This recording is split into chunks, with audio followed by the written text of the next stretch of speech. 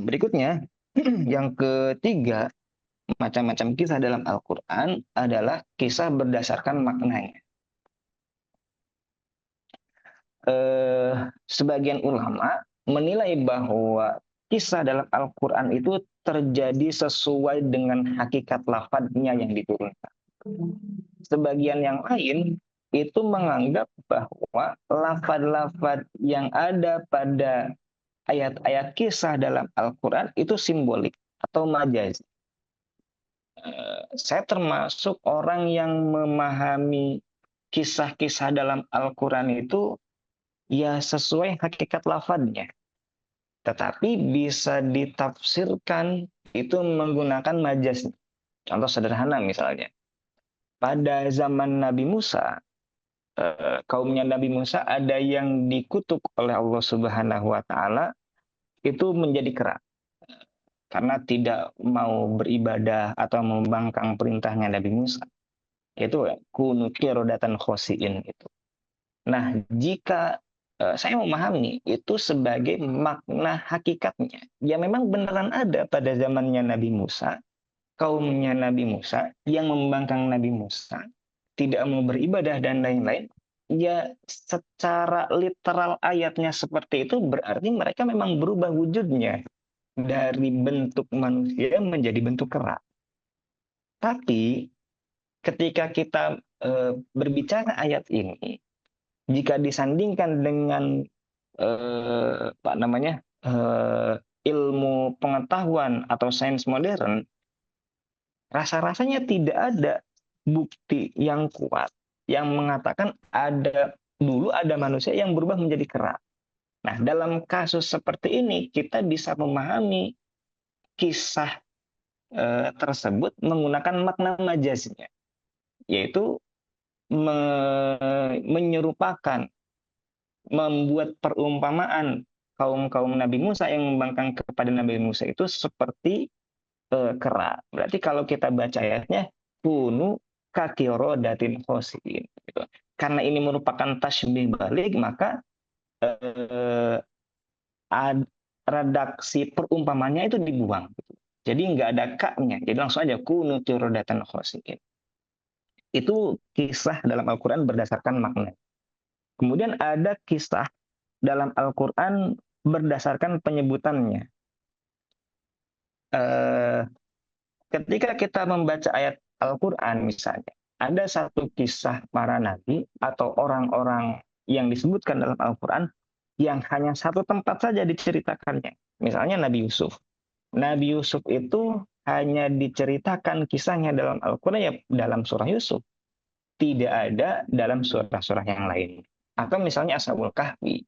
Ashabul Kahfi juga sama. Kita tidak menemukan kisah tidak menemukan kisah Ashabul Kahfi pada surat-surat lain selain Ashabul Kahfi.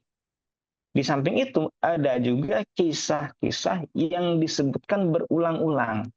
Bahkan ketika kita mengamati redaksi ayatnya, ada sedikit kemiripan antara satu ayat dengan ayat yang lain. Contoh misalnya kisahnya Nabi Adam alaihissalam, terus kemudian kisahnya Nabi Musa, kemudian kisahnya Nabi Isa alaihissalam dan lain-lain. Mereka dalam Al-Quran diceritakan berulang-ulang dalam beberapa surat yang berbeda-beda. Oke, baik. Selanjutnya, next. Oke, urgensi kisah dalam Al-Quran. Sebetulnya ketika kita baca kitab-kitab ulumul Quran yang berkaitan tentang kisah-kisah Al-Quran, berbicara tentang urgensi kisah dalam Al-Quran itu sangat banyak. Ada yang 5, ada yang 7, ada yang lebih dari itu. Itu tergantung tendensi yang ingin disampaikan oleh penulisnya. Nah, saya mencoba merangkum beberapa hal, di antaranya urgensi kisah dalam Al-Quran itu adalah untuk merealisasikan tujuan utama Al-Quran. Oke, apa sih tujuan utama Al-Quran? Sebut saja tujuan Al-Quran itu adalah hudal linnas, petunjuk bagi manusia. Berarti kisah-kisah dalam Al-Quran fungsinya untuk memberikan pelajaran, untuk memberikan petunjuk bagi manusia.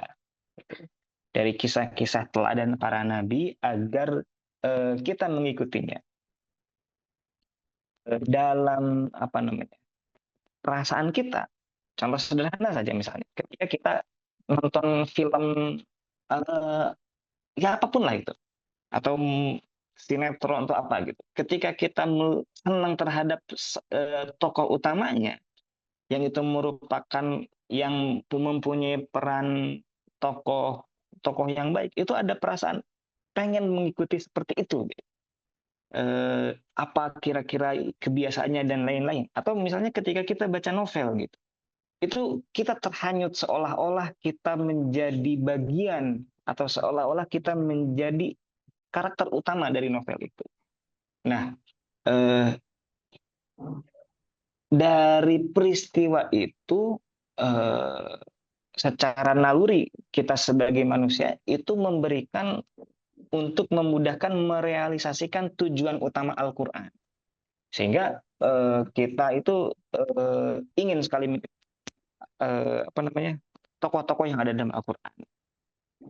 Kemudian untuk menetapkan kerasulan Nabi Muhammad SAW, kemudian juga untuk menenteramkan hati Nabi Muhammad SAW, mengkritik ahli kitab dan lain-lain. Ada juga yang menyebutkan bahwa urgensi kisah dalam Al-Quran itu untuk menunjukkan bahwa Rasulullah SAW adalah beneran utusan Allah Subhanahu Wa Taala. Kenapa? Karena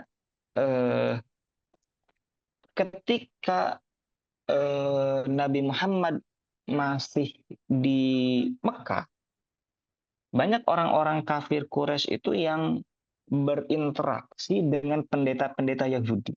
Gitu. Nah, informasi nama Musa, nama Yusuf, nama Ibrahim, dan lain-lain, sebetulnya tidak ada dalam sejarah orang Arab, maksudnya orang Quraisy gitu. Itu adanya dalam sejarah Yahudi ataupun Nasrani. Karena orang-orang kafir Quraisy ini kemudian berinteraksi dengan orang-orang Yahudi dan orang-orang Nasrani, bahkan diceritakan dengan pendeta-pendetanya, ketika mereka ingin menolak Nabi Muhammad, ada semacam ujian yang diberikan oleh orang-orang kafir Quraisy. Kalau beneran dia nabi, kalau beneran dia utusan Allah, pasti dia tahu tokoh-tokoh yang sebelumnya diutus oleh Allah Subhanahu Wa Taala berdasarkan informasi-informasi itu tadi.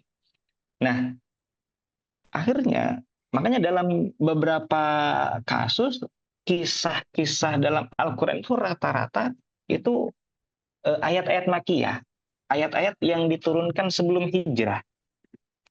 Itu latar belakang kejadiannya. Nah, misalnya ada salah satu bukti bahwa Rasul adalah utusan Allah yang membawa risalah yang sama dengan nabi-nabi terdahulu. Ketika kita mengamati di Quran surat Al-A'raf misalnya, itu kan jelas sekali bahwa Allah itu memberikan misi kepada Nabi Muhammad dan nabi-nabi terdahulu, isinya sama, yaitu untuk menyembah Allah Subhanahu wa Ta'ala dan tidak menyembah Tuhan lain.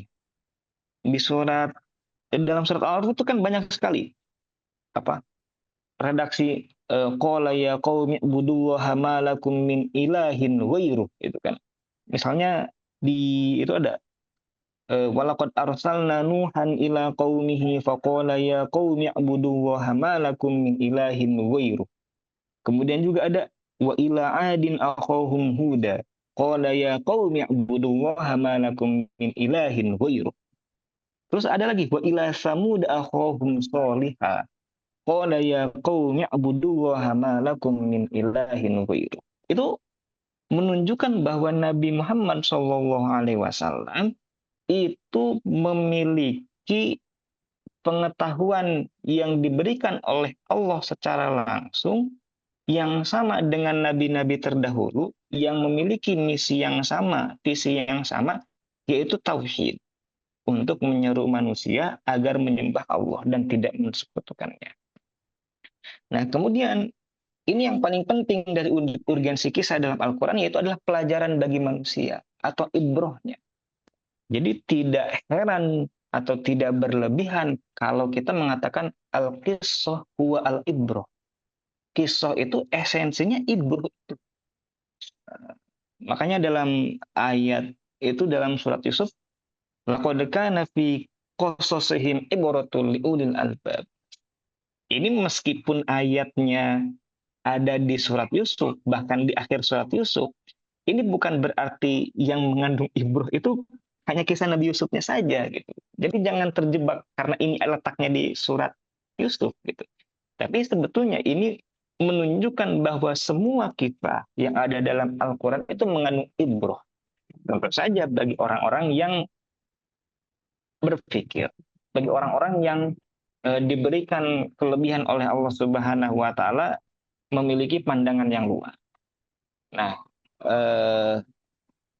jadi tidak berlebihan kalau kita mengatakan bahwa al-qissah wal al-ibrah, bahwa esensi dari kisah itu adalah ibrohnya itu sendiri. Oke, lanjut next. Oke, ini saya kira kalau kita baca bagannya itu mudah sekali dipahami. Pertama kisah dalam Al-Quran, kemudian turun ke tafsir, kemudian turun ke ibroh. Maksudnya adalah bahwa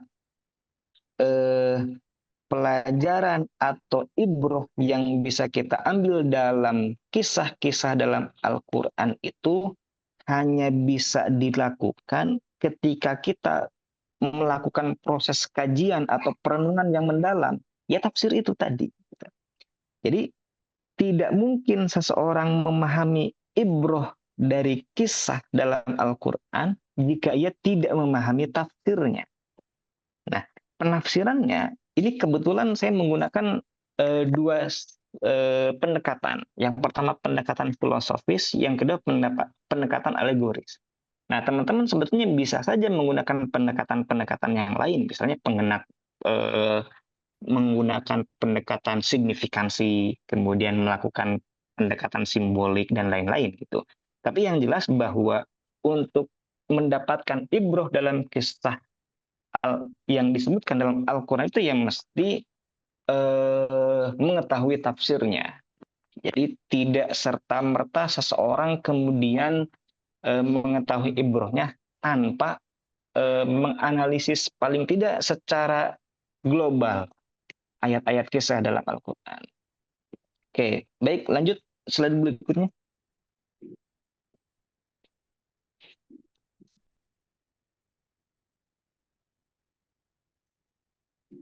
Oke, ini slide terakhir ini. Nanti kita lebih banyak ngobrol saja, lebih banyak diskusi saja. Kisah dalam Al-Quran itu ketika kita pelajari, ketika kita amati, ternyata tidak ada satupun kisah dalam Al-Quran yang bertentangan dengan syariat Islam. Contoh misalnya, kalau kita familiar sekali bahwa Qabil dan Habil, anak-anaknya Nabi Adam alaihissalam itu menikah silang gitu, menikah dengan sedarah gitu, artinya adik kakak menikah gitu. Tapi apakah ada dalam Al-Quran yang menceritakan bahwa anak-anaknya Nabi Adam itu menikah? Itu tidak ada. Karena memang tidak mungkin ada kisah yang bertentangan dengan ajaran Al-Quran, yang bertentangan dengan syariat Islam. Sederhana saja, karena yang menceritakan kisah dalam Al-Quran itu adalah Allah, dan yang membuat syariat itu juga Allah. Jadi tidak mungkin ini terjadi pertentangan antara kisah-kisah dalam Al-Quran dengan syariat Islam.